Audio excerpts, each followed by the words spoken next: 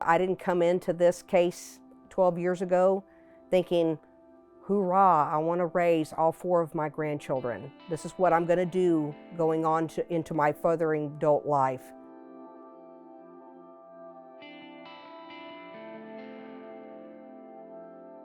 Child welfare started for our family in approximately November of 2010. My daughter had fallen into a mental health crisis, bipolar disorder coupled with meth addiction. When I was asked to become a kinship caregiver, I was actually kind of afraid. My daughter's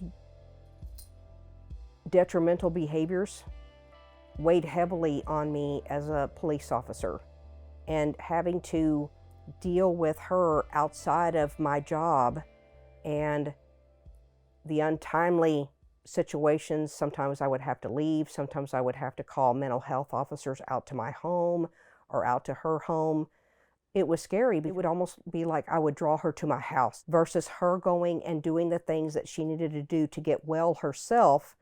She would be hyper focused on the children that I had in my home. I mean, they grew up in this community. So this is all really super important that life continues to be as normal as possible. Being and remaining connected to their family. And heck, that doesn't even have to be like their biological family. It can be their church family, their school family, other things that they grew up knowing outside of you. I think it's super important that you continue to encourage those things because they have to continue to function in life. So while they're visiting with the paternal grandparents and they're going to their cousins' birthday parties and going to birth of babies, I think all those connections are super important because outside of me, once I'm no longer here, they have 2 more siblings and they have this big, huge community that they can still rely on and live comfortably in if they choose to do so. I've learned that I'm vulnerable, that sometimes my heart can get in the way of the hard things that have to be handled. When you have to make that hard decision to turn away from something that's detrimental.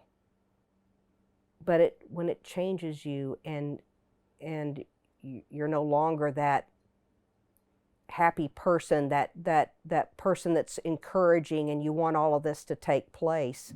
And then, let's say for me, my health started failing. When do you stop trying to get everyone corralled and doing the right thing and start taking care of yourself, because now you're older. You're older than most of these folks that you're dealing with. I literally had to stop and care for myself.